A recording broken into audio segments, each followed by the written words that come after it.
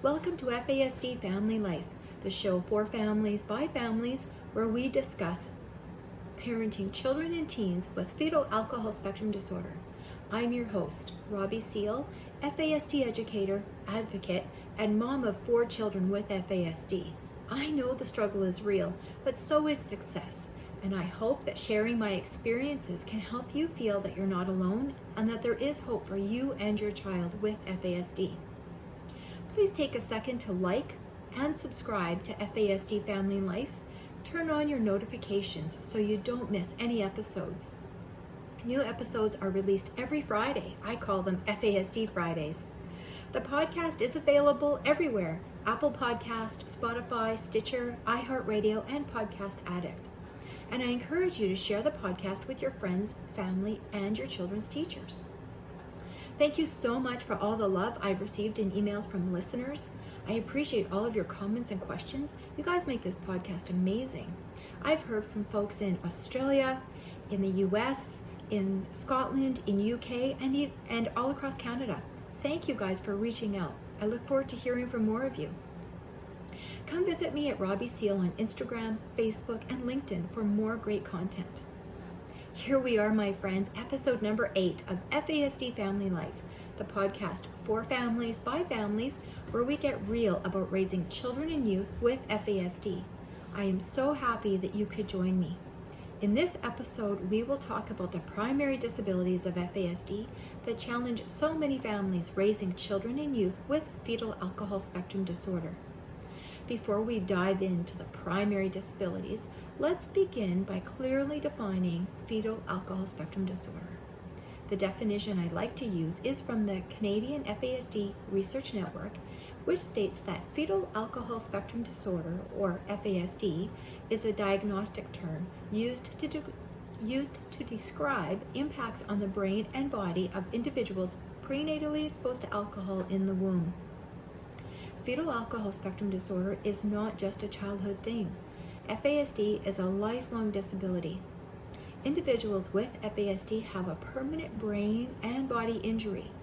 Individuals with fetal alcohol spectrum disorder will experience some degree of challenges in their daily living and need support with motor skills, physical health, learning, memory, attention, communication, emotional regulation, and social skills to reach their full potential.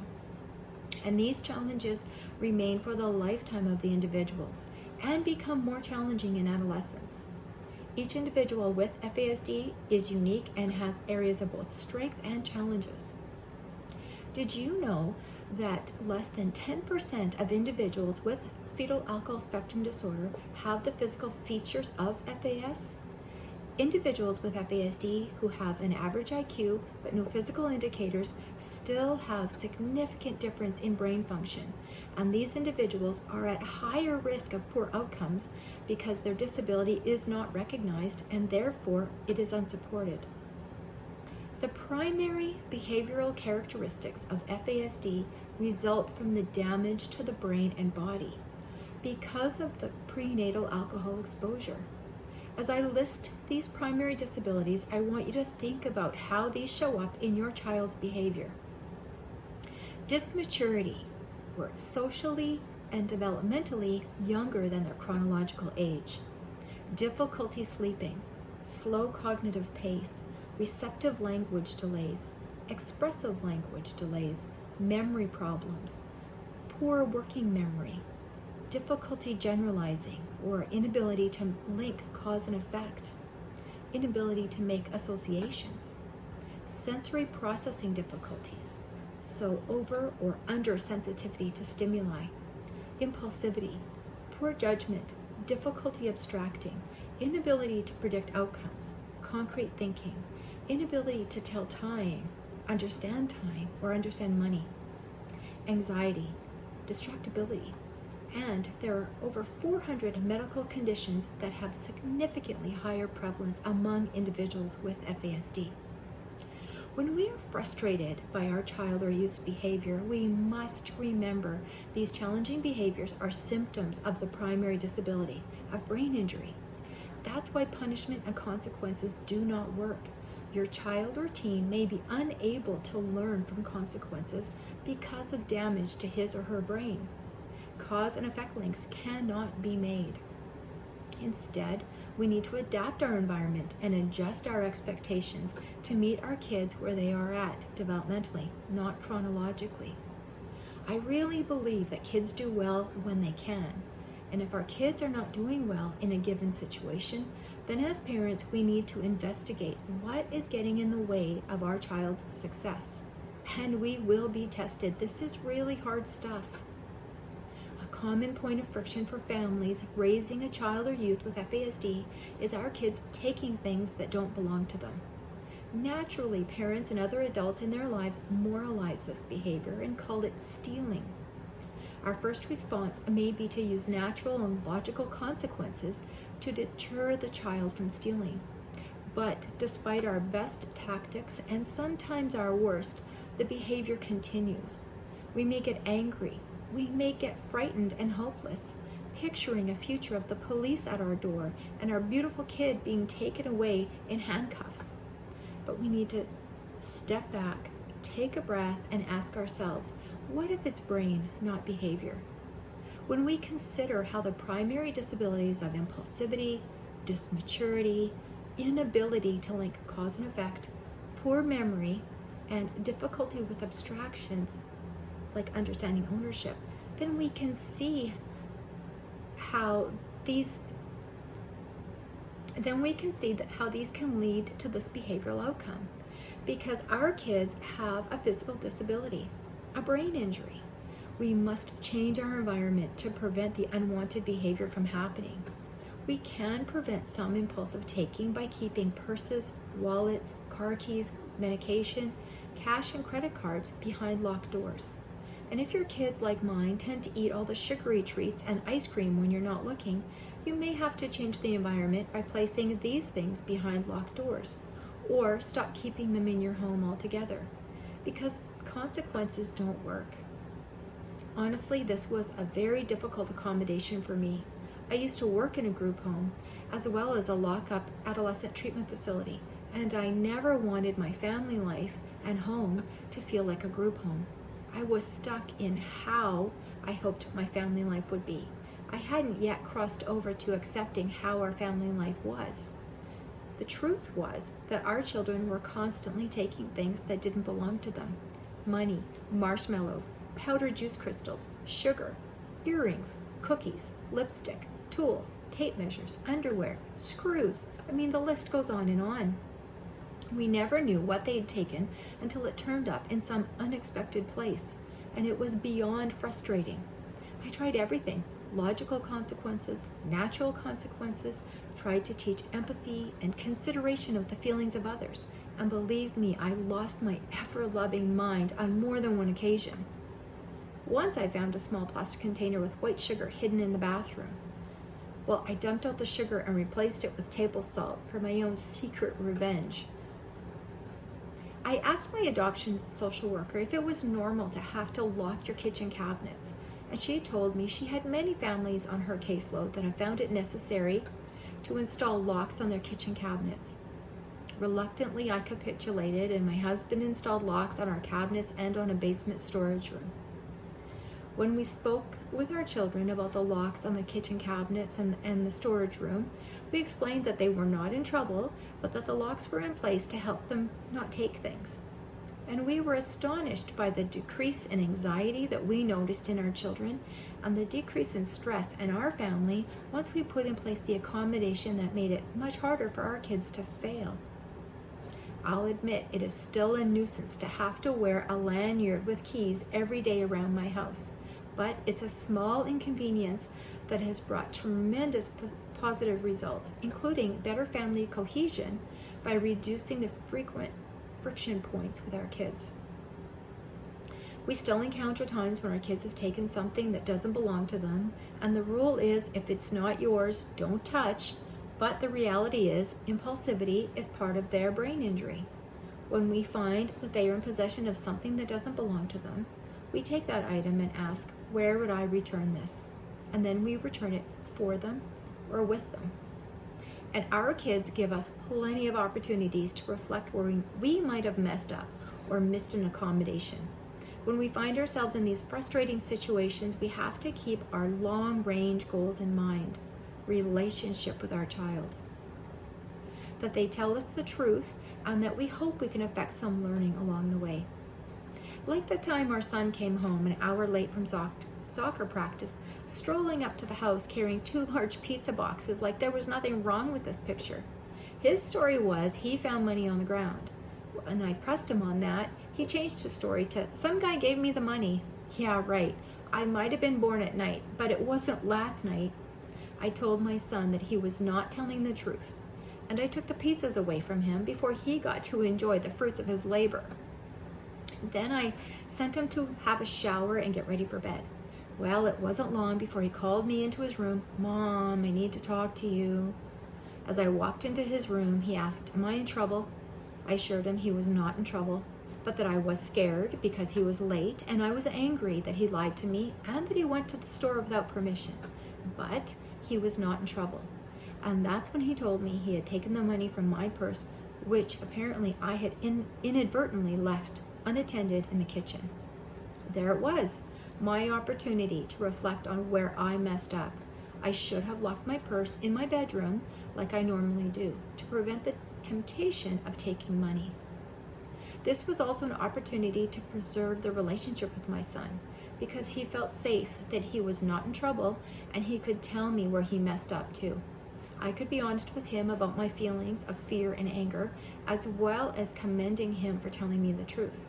My long-term goal is relationship with my son so that he feels safe to tell me the truth no matter what it is. Another accommodation we have made is to keep our freezer in the garage, which is key locked from the inside of our house. This accommodation is to prevent our kids from helping themselves to food that I am planning for meals, as well as desserts like ice cream. But after finding empty ice cream buckets behind the couch or in a bathroom cupboard and finding the ice cream scoop in the garage, I said to myself, enough is enough. And I've added another layer to this accommodation, and that is I stopped buying ice cream. If I decide to buy ice cream in the future, it will be ice cream bars or something like that with just enough servings for our family so that there is no ice cream kept in the freezer. How did my kids get the ice cream, you ask? I don't know. The honest answer is, here again, we have the opportunity to reflect on where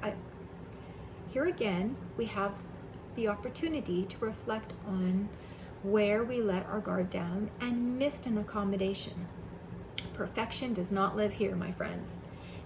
It's possible that my husband or I were not consistent with locking the garage. It's possible one of us let our guard down with the keys that we wear around the house, and that one of our kids seized the opportunity to get into the garage and help themselves to ice cream. It doesn't matter. What matters is my kids have a brain injury, which leads them to act impulsively and not learn from consequences.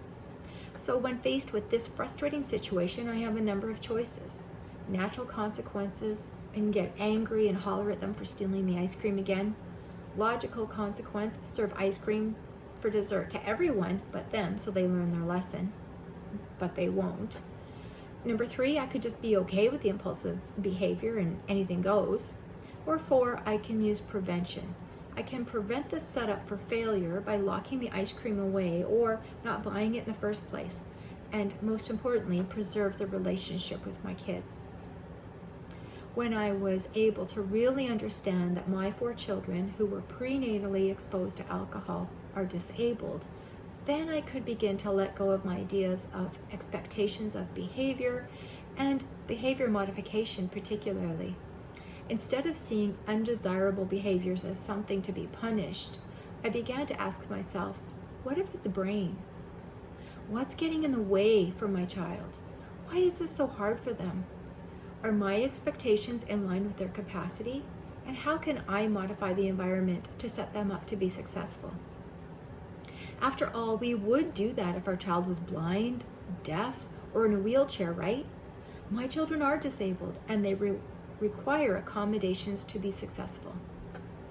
And when you talk about these things, These questions and the accommodations you've put into place with your friends and family, well, they may challenge you by saying something like, well, they'll have to be independent someday.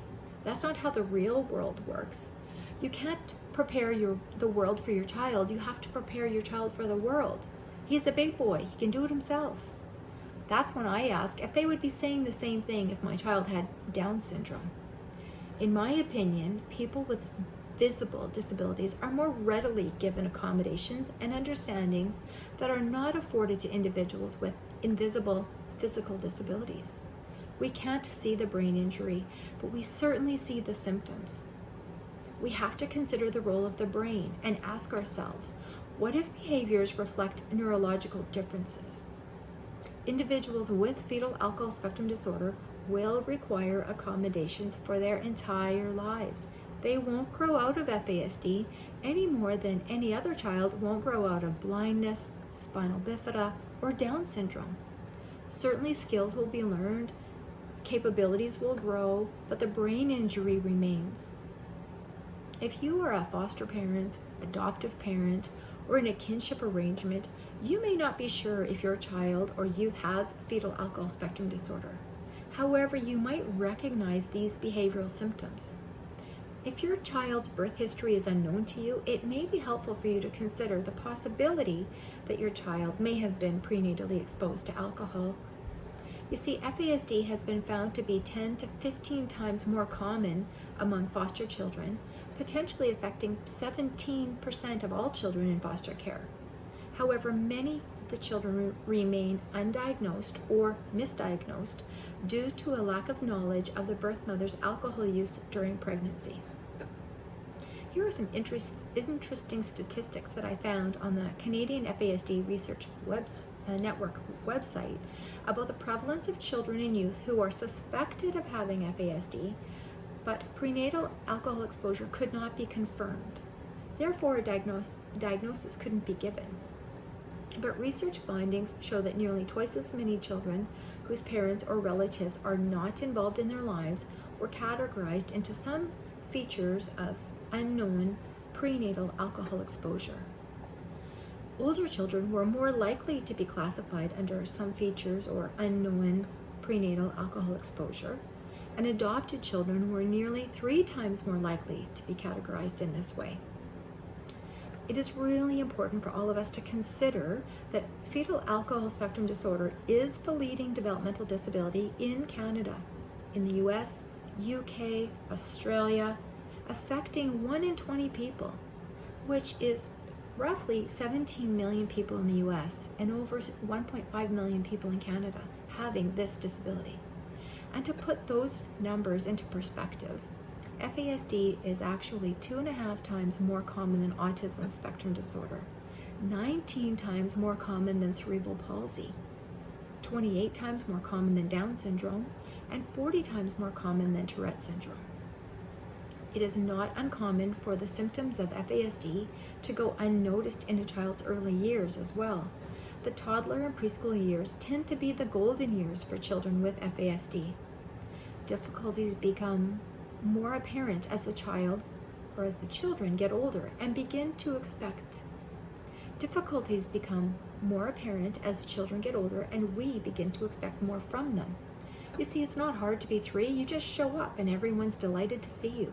But by the time you're 7, you're expected to follow instructions, obey authority, sit still, keep your hands to yourself, stay quiet for extended periods of time, read, print, learn to spell, write simple sentences. A 7-year-old is also expected to know how to dress for the weather and to come inside when they get too cold or too hot. They're expected to remember to bring their backpacks and jackets to school and back home again. However, these expectations are typically out of reach for a child impacted by fetal alcohol spectrum disorder. And the damage to their brain, these expectations are typically out of reach for a child impacted by FASD because of the damage to their brain structure and brain function. FASD is not easily identified as there are seldom any physical indicators and prenatal history may be unknown by the caregivers. So the child is thought to be lazy, undisciplined, or bad. When behaviors are misunderstood and not recognized as symptoms of a brain-based disability, there is increased family stress, marital stress, family breakdown, and school frustration on the part of the child and the teachers. My own twins begged me to let them drop out of school in 2nd grade. But with the diagnosis at the age of 7 and a transfer to a specialized school program, my twins slowly began to blossom and grow. With years and years of support, structure, routine, medication, and daily accommodations, my girls are now earning 80s and 90s in 10th grade. When we can get our heads around the notion that our kids have a brain injury, then we can see the challenging behaviors as a symptom of the disability. Shift our mindset to one of prevention and support rather than punishment and frustration. Shifting our understanding will also improve our family life because we can stop being frustrated and angry with our kids. Parents can get on the same page of understanding FASD is a brain injury, and then they can come together to strategize for prevention and set up their kids for success in predictably problematic situations. You know, the daily tantrums and meltdowns after school are not about your child being bad or trying to manipulate you or to give you a hard time.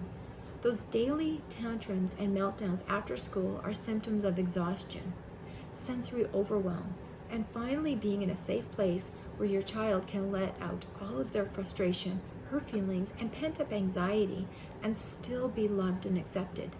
They can't do that at school, and that's why Mrs. Teacher never sees this side of your child. Kids do well when they can. I think we all do well when we can. Ask me to speak to a group of people about adoption, parenting, or FASD, and I'll do a great job. Ask me to keep your financial records in order and I'll protest saying, I can't. And if you force me, I'll procrastinate and I'll hide it. And if I actually have to do it, well, one or both of us might get in a lot of trouble with the tax man because I'm just not good with that sort of thing. As parents, we can set up our kids to succeed by digging deep into understanding fetal alcohol spectrum disorder and taking a brain-based approach to our child's challenging behaviors. We need to be constantly aligning our expectations of our child's capacity to their functional level, which may change throughout the day.